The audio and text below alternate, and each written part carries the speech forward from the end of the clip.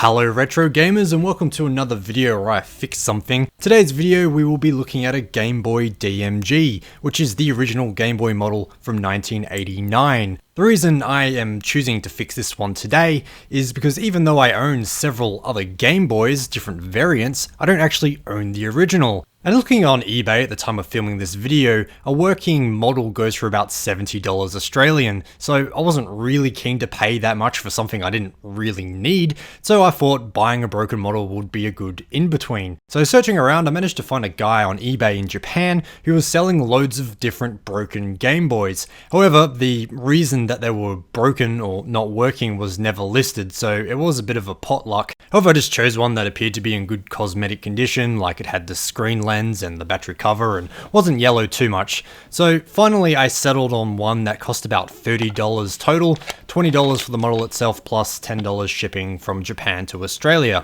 As you can imagine, the first thing I did when I received it was put some batteries in to see if it would turn on, and to really no one's surprise, nothing happened. Further inspecting the battery bay, and there seems to be quite a bit of battery leakage on the bottom contacts there, so that was a pretty obvious place to start. It would have been nice to have the official Game Boy power adapter so I could bypass the battery bay altogether for testing purposes, but it requires a 6-volt sensor negative adapter, which I couldn't find, and plus a small barrel plug to go along with that. So unfortunately I wasn't able to test it that particular way. Disassembly of the Game Boy is quite simple. There's only 6 screws holding the two halves of the casing together. However, these aren't your regular Phillips head screws, but instead some proprietary Nintendo tri-wing screw. Well, at least I think it's proprietary, but it doesn't really matter. Regardless, you will need a special screwdriver to unscrew those screws. Luckily, it's quite easy to find these screwdrivers online. I bought mine from Handheld Legend when I was fixing my Game Boy Pocket, and I think it only cost me a couple of dollars, but you can probably also find them on eBay. Anyway, you'll find 4 of those screws up on the top half near where the cartridges go in, and the other 2 are in the battery bay.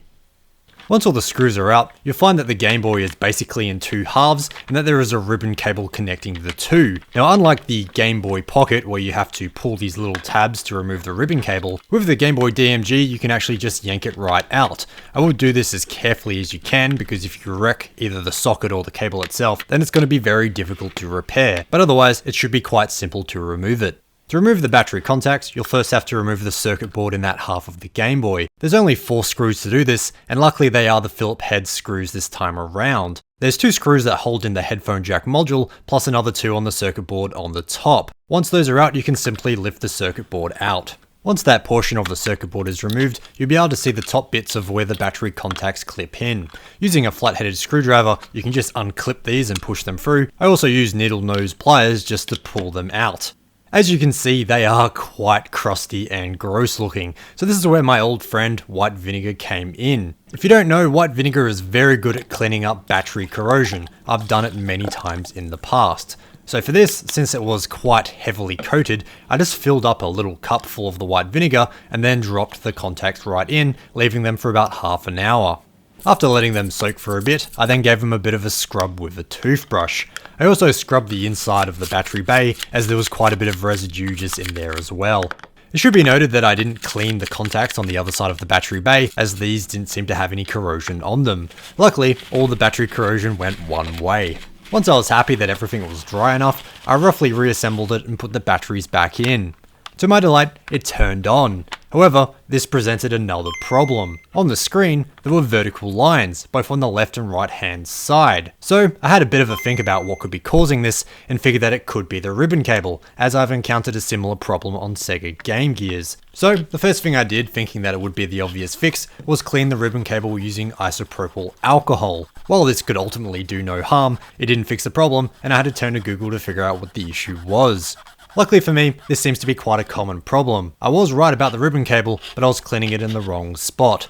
Where the ribbon cable actually connects up to the screen is a bunch of solder pads connecting the ribbon cable to the screen, with each solder point being a vertical line of pixels. Over time, these connections can come loose, but luckily it's quite an easy fix. The relevant part that needs to be resoldered is under this rubber strip, which is on top of this clear plastic sheet. Luckily that clear plastic sheet, and sorry I don't know what the technical term is quite heat resistant, so you can run the soldering iron up and down it without having to worry about causing any damage. However, that rubber strip needs to go. So being very careful and using a flat-headed screwdriver, I carefully peeled it away, being sure that no adhesive was still stuck there. After the strip was gone, it was then simply a case of rubbing the soldering iron up and down, up and down, up and down for a very long time. If you're doing this yourself, it's very important to be patient. I spent probably 25 to 30 minutes doing this, as it does take some time. I did experiment with a couple of different heats. Originally I had it at 220 degrees Celsius, but in the end I figured 245 was a better bet. After rubbing the iron up and down countless times, finally the screen was fixed. And I've played it for quite a long time since, and these vertical lines haven't reappeared. So I think it is quite a permanent solution.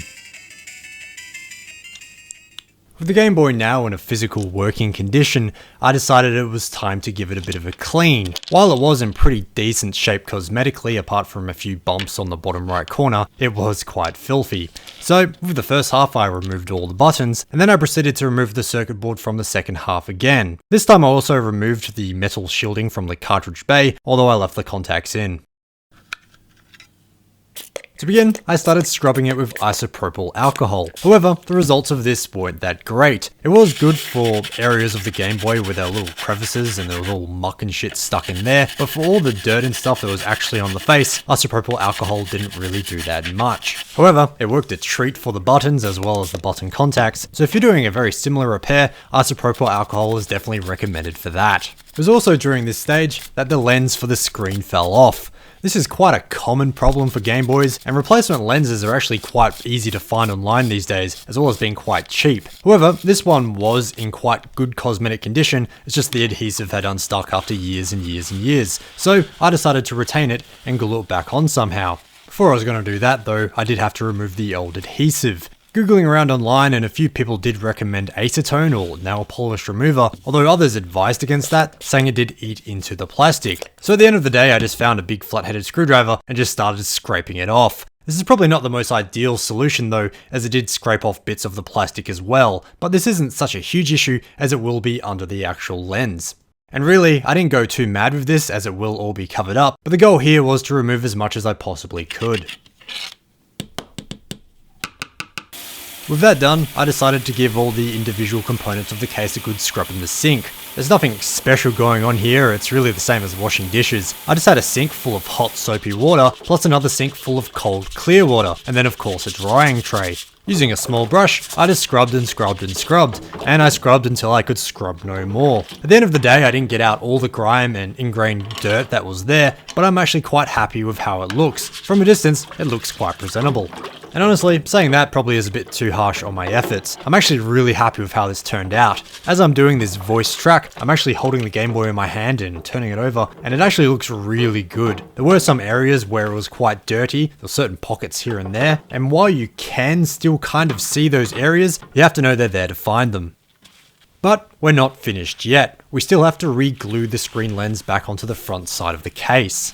I was originally just going to stick this back on with super glue, but in hindsight I'm really glad I didn't. Fortunately, I did a bit of googling beforehand, and people highly advised against using super glue as it can actually eat through the paint and the graphics on the screen lens itself. Googling around for what I should actually use, and the general consensus seems to be a type of clear urethane called liquid fusion. Sadly, the big local chain of hardware stores around here doesn't stock that, so I fell on a second option that was also recommended. This was simply silicone sealant. The little tube I bought only cost $4. And I should stress that I used a very minimal amount of this. I didn't want to use too much because, as you know, with silicone, it really branches out and expands once pressure is applied to it. It is designed to fill in gaps after all, so I put a little bit just on the fixed side bits away from the LED hole as well. And after spreading it around with a toothpick, I simply just put the lens back on and applied a bit of pressure. Now, I can't tell you how long this will last, but I'm doing this voice track about 4 or 5 days after I did the actual repair, and it's still stuck on quite well. So, in my experience, it appears to be quite a good thing to use.